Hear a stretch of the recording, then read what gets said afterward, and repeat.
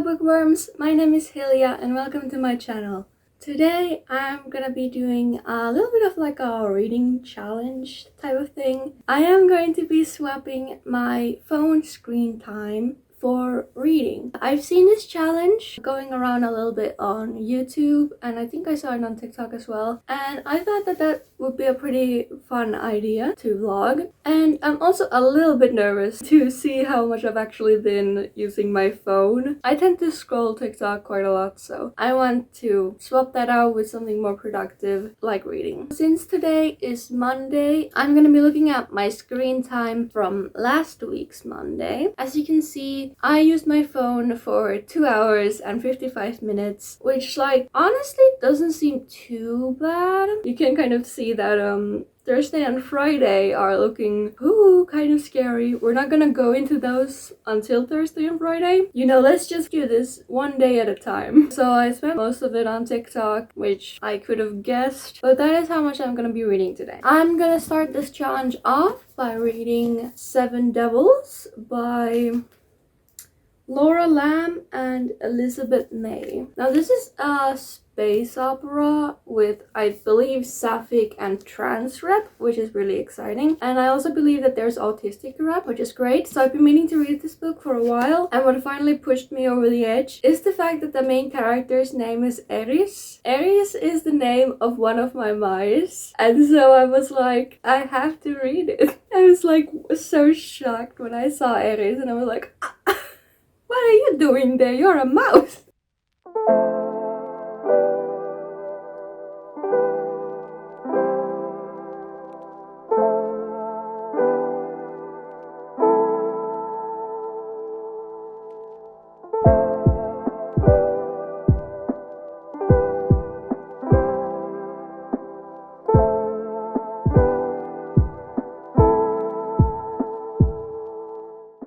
Alright, so I didn't get too far into this. I only spent like, I don't know, half an hour. I will be going to the beach shortly with my friend. We're just gonna eat some snacks and read some books.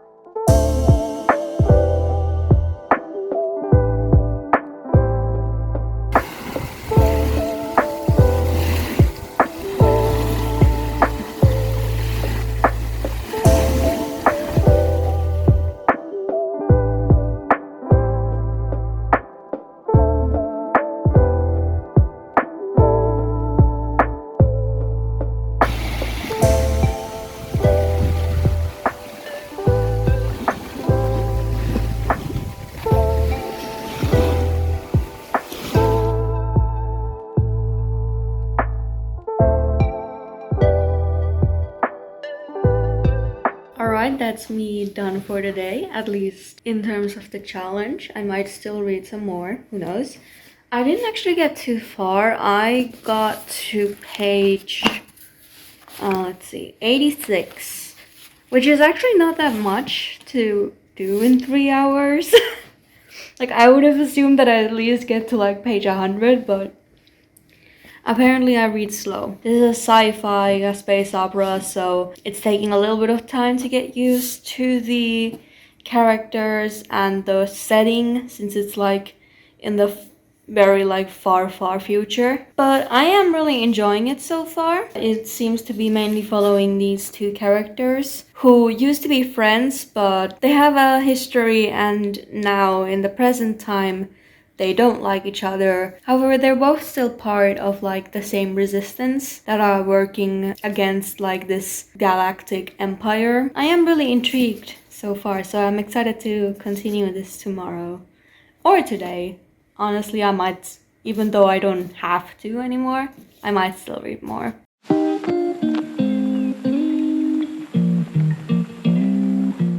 Alright, it is day 2. I read a little bit more before going to bed yesterday. I'm at page 117. Today I have to do some schoolwork, so I'm glad that reading time today is a little bit less than yesterday and tomorrow and Thursday and Friday. But yeah, I remember that I have this like summer course thing that I applied to, and the deadline is like Monday next week.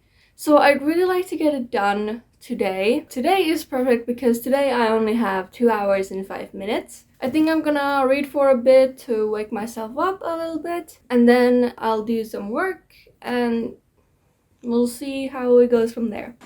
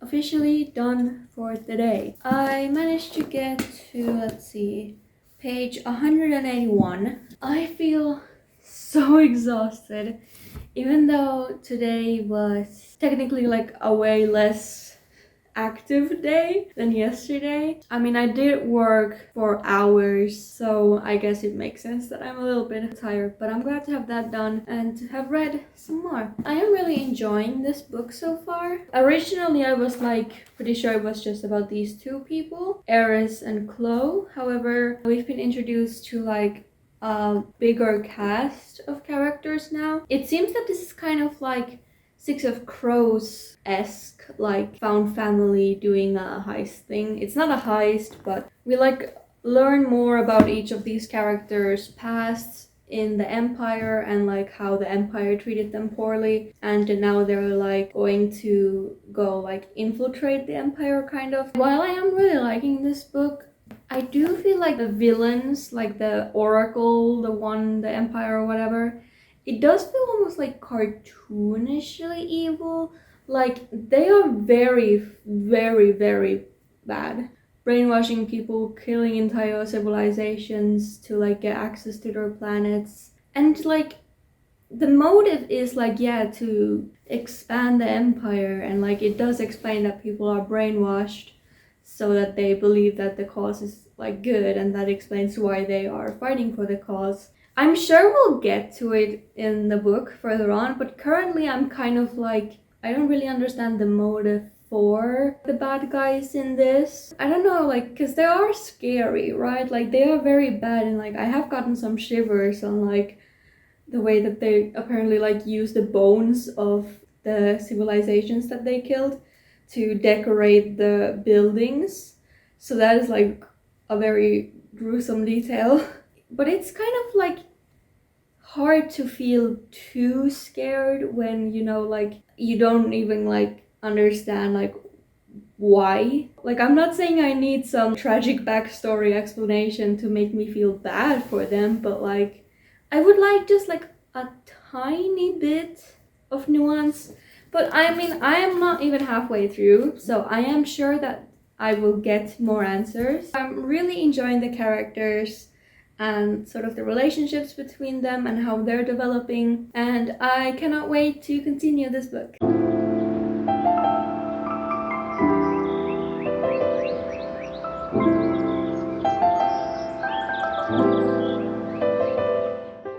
It's Wednesday, and today we have 3 hours and 22 minutes, which is more than we had the other 2 days. However, it's nothing compared to what I have in store tomorrow and on Friday. I suppose I should probably discuss on why those 2 days have such a high screen time compared to everything else. And that is because on nights when I cannot sleep, which does happen quite often, I just get so frustrated that I can't fall asleep that I have to just like do something to distract my thoughts.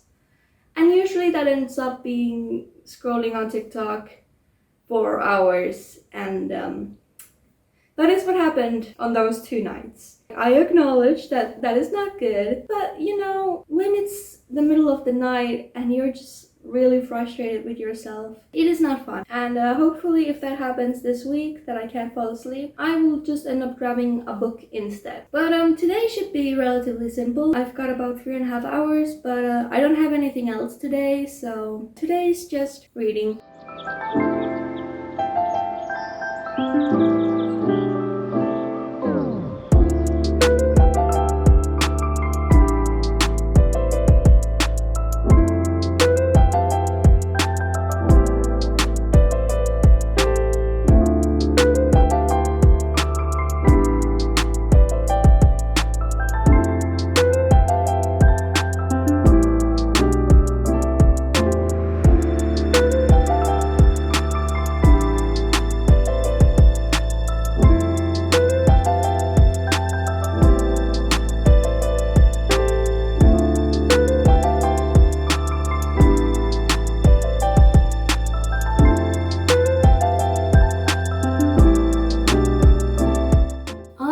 I am done for today. I am so exhausted. It's probably because I read like the last half of the time straight in a row, no breaks, which does not bode well for me, considering that tomorrow it's like 2 hours more and on Friday it's like 3 hours more. In defense for tomorrow, I've already explained how I go on TikTok when I can't sleep. But also, as you can see, one of the most used apps is the camera because I film on my phone. So like some of the screen time that I get is actually like me being productive and filming. So don't judge me too harshly for the screen time. You can judge me all for the TikTok part of it, but everything else is productive, kind of. I mean, I'm still gonna do it. I'm still gonna read for the full amount, but you know, I just wanted to put it out there. It is not as bad as it seems. It's still bad. Don't get me wrong, but it's a little better than you would initially think. As for the book, I am on page 304. I should get this done tomorrow if I continue at the pace that I did today. I think this book does really well with the chapters. Like the chapters are pretty short. There are like a lot of different POV characters, and then also from those POV characters we get like POV chapters purely from like the past. So there's like a lot of different things. I think this book does a really good job with the pacing because I am not getting overwhelmed by it. Like that is pretty incredible for like a sci-fi book to be able to just handle all of that and deliver it in a package that like is digestible and not overly confusing.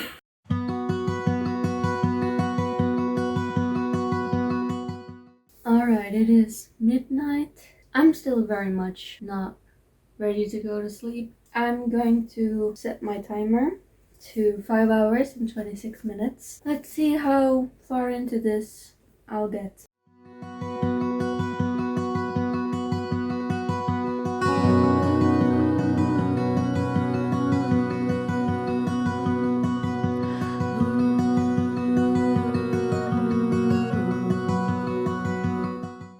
I read for like an hour and a half. I'm currently on page 350. I have just a little over 100 pages left. I'm gonna try and finish this book in one sitting so that then we can move on to the next book. I have just over 4 hours left. We'll see how long it takes me to finish the book.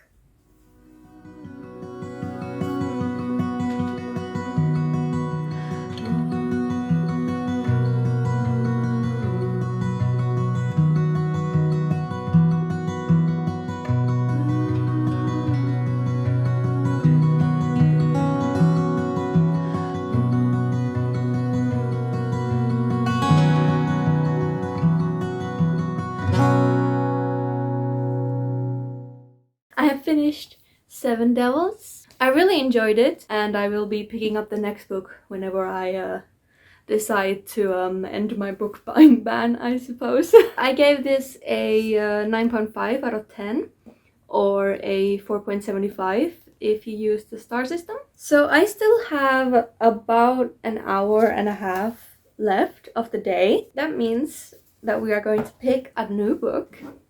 And that is going to be Clash of Steel by C.B. Lee. This is a Treasure Island retelling. I'm pretty sure it's Sapphic. It's set in the 1800s in South China. I will talk more about it once I get into it.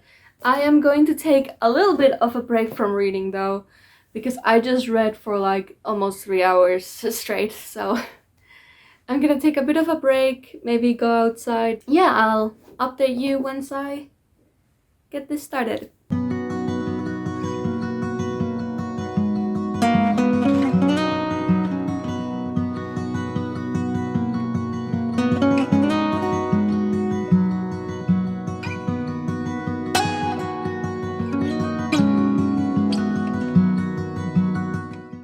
I am done for the day. These past few days have felt pretty long. Not in a bad way though. It's just like it feels weird to be like, it's only been 4 days of this. And I've already finished one book and gotten a bit of the way into this book. That is incredible. However, tomorrow is going to be the most challenging day with I think 6 hours and 26 minutes. Something like that. But I'm confident, especially because this book, it seems like the writing style is like a bit more easy to get into. Not to like fault the other book at all. No, I love that book. It's just that I was a bit slower than usual, because usually I tend to read like over 50 pages an hour. But with that, before, with the previous book, my pace was a little bit slower, but that could also be because it's like a hardcover, so the pages are bigger. And with this, the beginning for me was slow, as I was still, you know, trying to get used to a different book after reading a space opera for a while. I ended up on page 54. I think I'll read this before bed a little bit. I think that definitely helped make today a little bit easier, is the fact that I already read for like an hour and a half before going to sleep. I haven't gotten too far, but it's interesting so far. It's about this girl, Shang, I believe. She has lived in this village like her whole life, and she dreams of like adventure and proving herself to her mother, who is barely in her life. I actually don't know much about like the original Treasure Island, so even though this is a retelling, I like will not be able to really tell. So things that will probably be pretty obvious will come as a surprise to me.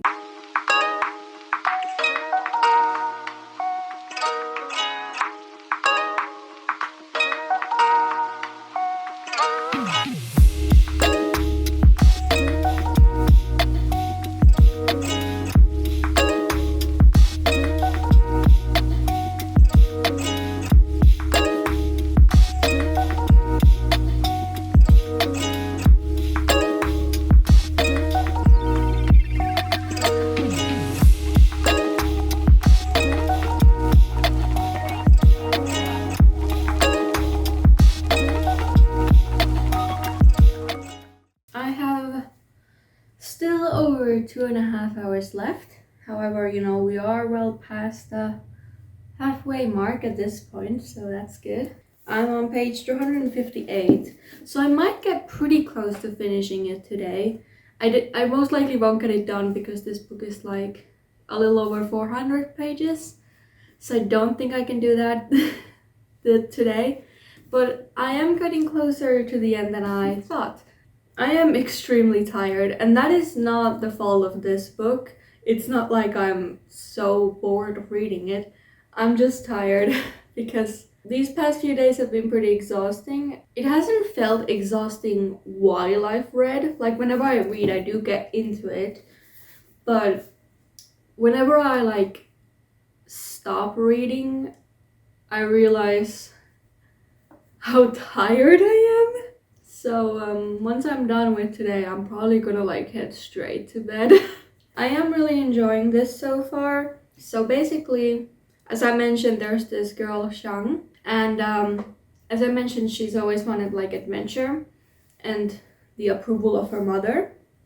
And so she convinces her mother to bring her to like the city because she's always just lived in this like remote village. She goes into the city and she meets this girl Ang. Shang's father died before she was born, and the only thing that she has left from him is this pendant, this like gold pendant. But while she's like in the city exploring, because everything's so new to her, Ang ends up taking sort of advantage of her, and she steals the pendant. But she does end up giving it back to her. They find out that inside the pendant there is like this treasure map, and they head off to find the treasure together. I am really enjoying this book so far though. I do feel like there's a little bit of insta-love between Shang and Ang. They do explore a little bit of like, oh, but she lied to me, she tricked me, but I would have liked to see a little bit more development in that relationship. But yeah, I'm hoping that I don't end up falling asleep. I probably won't because I'm horrible at falling asleep, but me being so tired, who knows? Don't feel bad for me being like, oh, if you're tired, then you don't have to do the challenge. I know, I just like challenging myself to read more, and I am enjoying this even if I am complaining. I am actually having a really fun time. It is a refreshing change of pace to be like tired from just reading instead of just scrolling my phone for hours. At the end of the day, if I do end up just feeling way too tired to read, then I'm just gonna put myself and my health first. I am enjoying this, contrary to what I'm saying or how it may seem.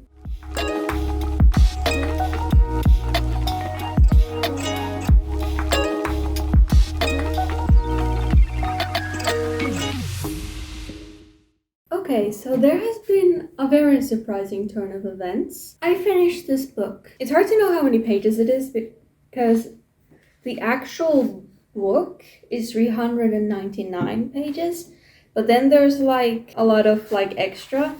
I think it's like 40-ish pages of this like extra things about like historical notes and all of that, and I read all of that as well. And I still have time left. Granted, it is only 10 minutes, but I did not think I was gonna finish this book today. So imagine my surprise when now I have to figure out what book to read next. I want to preface everything I'm about to say with the fact that I did really enjoy this book. I gave it 4 stars, and I had a really good time with it. Also take everything with a grain of salt because I've read like 400 pages almost just in one sitting. Sorry if I'm not able to sort of verbalize all of my thoughts on this book. I'm already bad at explaining things and talking about things, so add being tired to the mix. But no, this book was really fun. If you like sort of like piratey kind of books, this book takes place mostly on a ship sailing the South China Sea. I think it's a really interesting and fresh take to have it be in this like East Asian world, and I actually learned quite a lot reading like the historical notes in the end about this female pirate who was like rumored to be, I think, one of the first pirates or like one of the first like really powerful or influential ones. And I think it is pretty sad that I hadn't heard about her before. The characters in this are great. I would have maybe liked to see a little bit more development on some of the side characters. The journey that Shang goes through this book, she begins to like realize her own worth without needing validation from her mother, which she has longed for her entire life. It's just really, really beautiful. The first third of this book is pretty slow, and it's like exposition of like who is this girl and like the village and like the pirate legend and all of that. And then the next third is really focused on Sean being with this new crew on the ship and her sort of realizing her place along the crew and found family stuff that I think it was great to see how she was beginning to feel more like part of the crew. I still feel like it lacked a little bit for me to give me that perfect found family feel. However, it was really fun to read.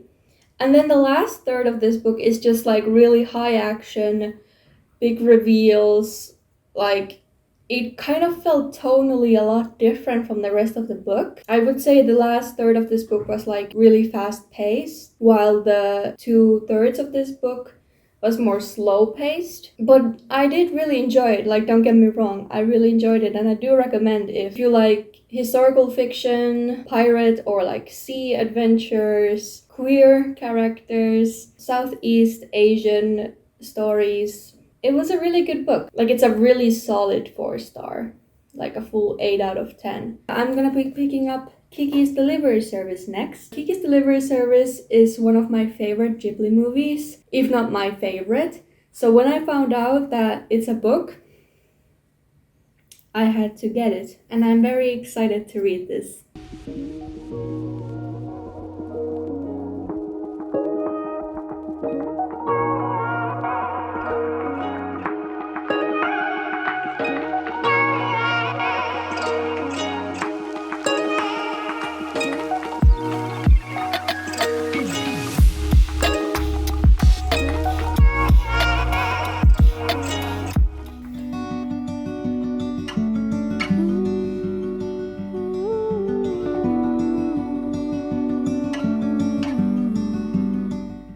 It's Saturday. We are in the final stretch. This weekend is definitely a lot easier than the rest of the week. Today is the shortest day. It's only an hour and 2 minutes. I'm feeling kind of bad today. I didn't really sleep well. I'm also on my period, so that could be affecting it too. I'm just kind of feeling like crap today. I'm probably not gonna film myself reading or give too many updates. Luckily today's a pretty short reading day, so you're not missing much. So yeah, I only got to page 10 yesterday because I had 10 minutes.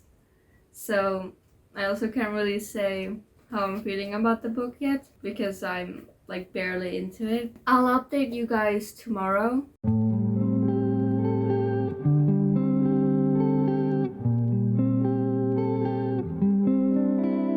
It is Sunday. It is kind of weird to think that this is the last day of this project. But let's talk about Kiki's Delivery Service. This is like surprisingly fast to read because I only read for like an hour yesterday and I am already on page 94. Granted, of course, I read for like 10 minutes on Friday, but like 70 minutes for 94 pages. That is incredibly fast.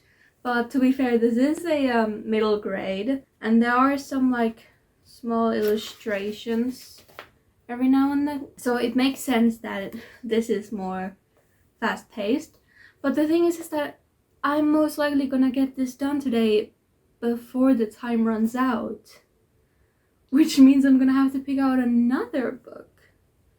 Which I was fully not expecting. If you've never read this book or if you've never seen the movie, this story is about this young witch named Kiki, and on her 13th birthday she follows a witch tradition, which is to move out of home for a year and settle into a new town. So she sets off and she finds this lovely sea village called Koriko, which is a little bit of a bigger town than the one she grew up in. And this town hasn't seen a witch in a while, so at first they kind of treat her a little bit like apprehensively and sort of like think that she's like bad luck or whatever. There's this lovely woman who runs a bakery who lets her stay at her place, and then Kiki starts a delivery service. So she delivers little things in exchange for not money but something else. For example, her first job was with the bakery lady and she delivered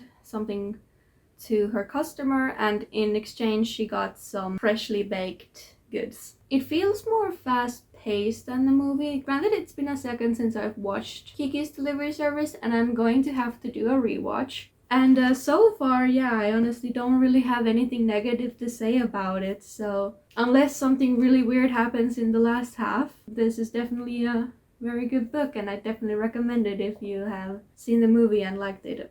Or even if you haven't. And For today, I have an hour and 49 minutes, which is more than yesterday. However, it is the second shortest day, I believe. Yeah, let's get reading.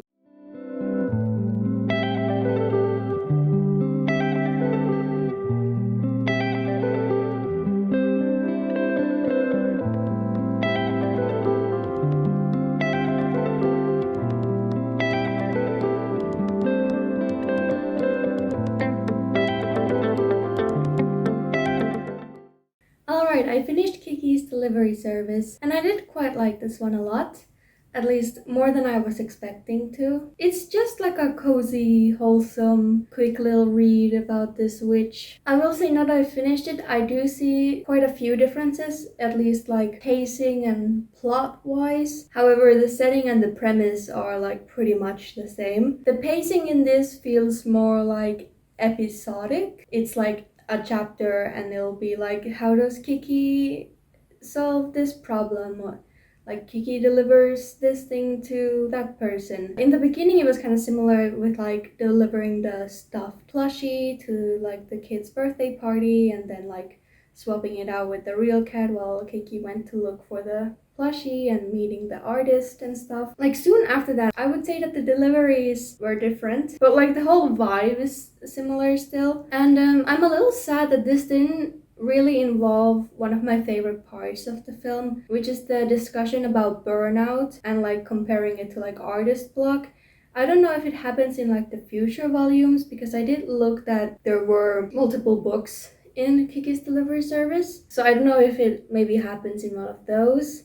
But yeah, I was a little sad that it wasn't like at all a part of this book, because that's like one of my favorite aspects, like something that is just so relatable as an artist. I was a little disappointed, but like all in all, this book was still like a really cute and fun read. There's not really like an overarching plot, I guess. It's more, as I said, like episodic. But overall, I would still recommend it if you want just like a wholesome little witchy story. And I give this a 4.25 stars, so 8.5 out of 10. So I still have about 45 minutes left. And today is the 30th of July. I have no clue when this video is coming out, so I'm dating this. But the reason I'm mentioning that is because we're allowed to start reading books for the Magical Readathon. We were allowed to start yesterday on the 29th, but I was reading Kiki's Delivery Service, so I didn't. But I figured that I might as well start my first book for the Magical Readathon. I'm gonna be going with I Wish You All the Best by Mason Deaver. This is a story about a non-binary protagonist who gets kicked out of their house when they come out to their parents. This is one of the first books that I knew about that had non-binary representation. Whenever I search for non-binary recommendations, this book usually comes up and I'm like, do I deserve to call myself a non-binary reader if I haven't read this book? Of course the answer is yes, but I feel that way. It's like a disservice that I haven't read this book yet. I'm gonna start this today and we'll see how far I get into it in the like 40-ish minutes that I have left.